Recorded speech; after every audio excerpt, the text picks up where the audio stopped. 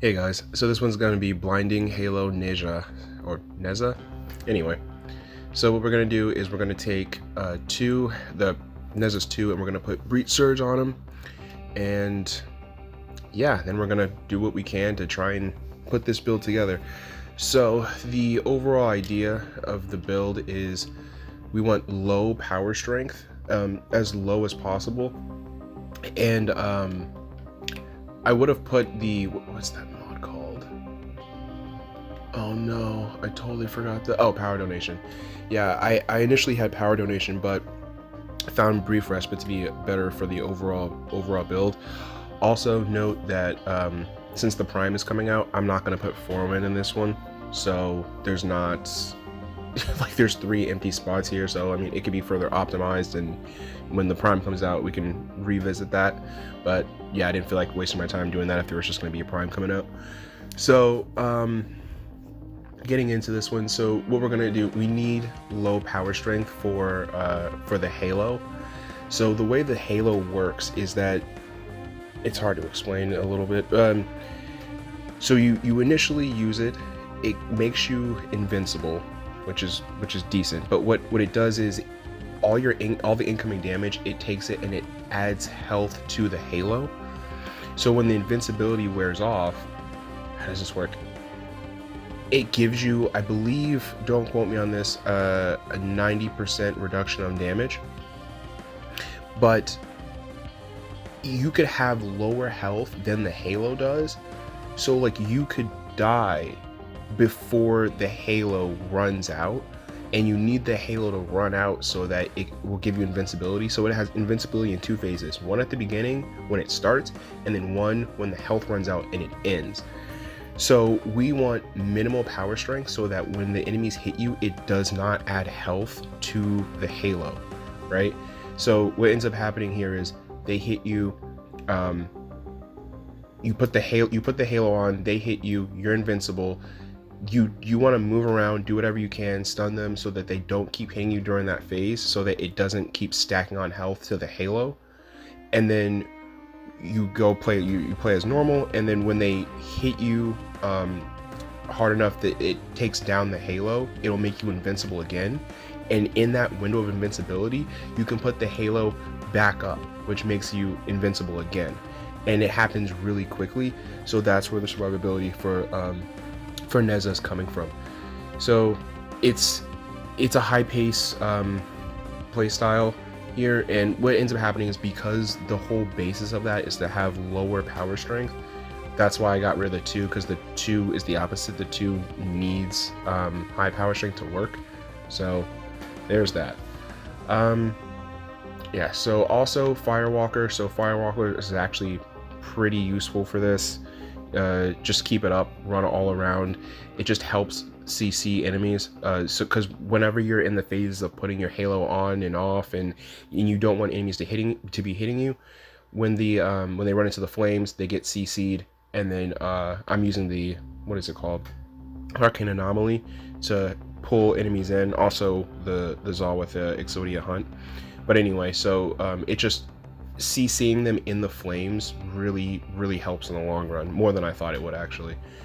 So that's that. And lastly, was it Divine Spears? So Divine Spears, I have a lot of range for this build. So what's going to happen is, this is, you know, your panic button. It synergizes pretty well with the setup here. So when things get a little overwhelming, or just you need everything to stop, Nezha has a button for that. So you just hit Divine Spear, it stops everything, and then you can kind of regain your footing. So, and then, you know, you can condition overload, kill them, and, you know, oh, it's also really cool because you can shut it off, so you can control like how the enemies are CC'd. So in a survival setting, you don't want them to be over CC'd because you need them to come to you to get the life support. So you can shut everything down, regain your footing, and then turn it off. So that's the build here. And then I'm also using Equilibrium with the Panzer Cravat, with the Fiber mod, and Deconstruct, I think it's called. Let me double check that. But anyway, so we're using that combination to keep energy up. And yeah, it is deconstruct. Cool. So that's essentially the build in a nutshell there.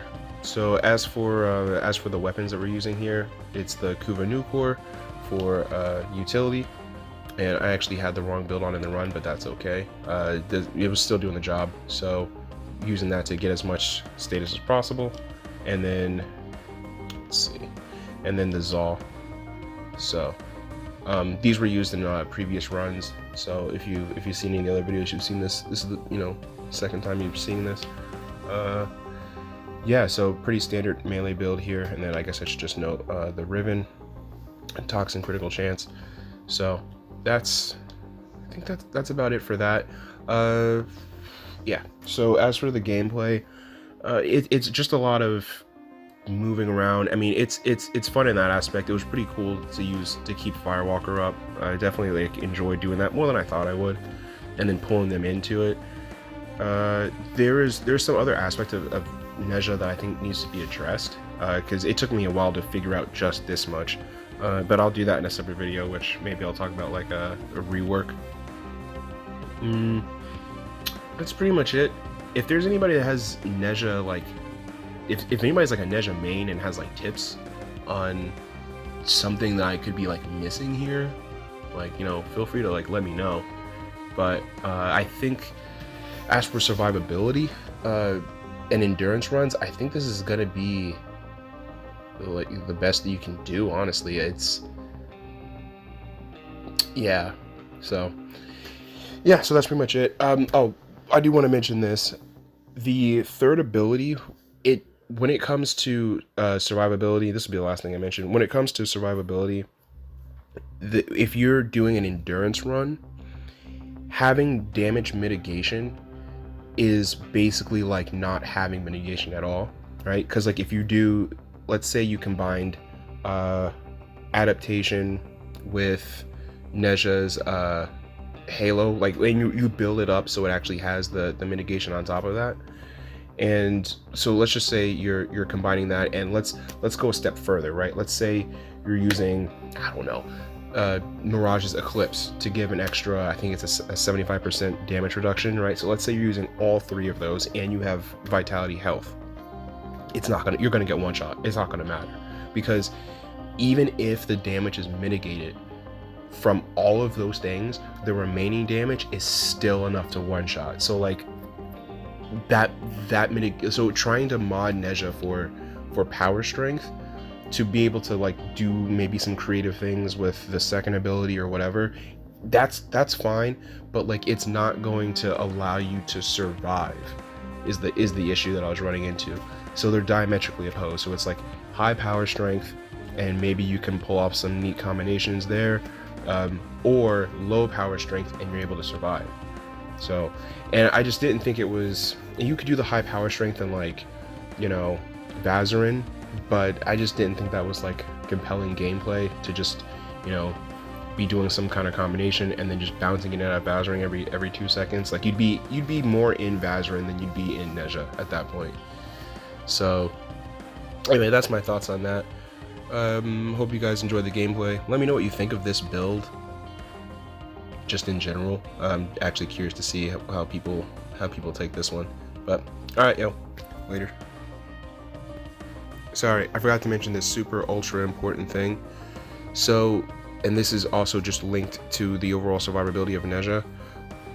So Brief Respite along with Decaying Dragon Key, like I cannot overstate how important this was to the build. So when you do that, your shields get taken down to 38. Now that's a really low shield. So just with Brief Respite alone, we're able to so we're able to get overshields on using, I think, any ability except for Firewalker. So whenever you use any of the other three abilities, it saves you. So the combination ends up becoming, you're invincible, okay? They hit you, and then I can't believe I forgot to mention this. Anyway, you're invincible, they hit you, and then you get your health on Halo.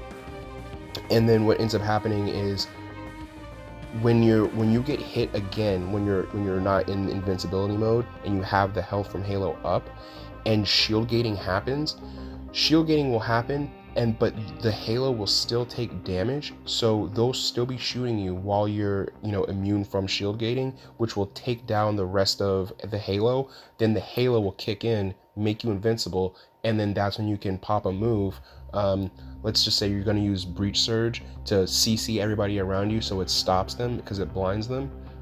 And then at the same time, it takes your shields from 0 to, I can't remember the number it took it to, but it took it to over 38, right? So then your shield gating is active again, and then you can throw on Halo after that, and so then you're invincible. Like, so it's just it really came together on that aspect, and I definitely don't know how I forgot to mention that huge part of it. So yeah, sorry about that. Now later for real. See ya.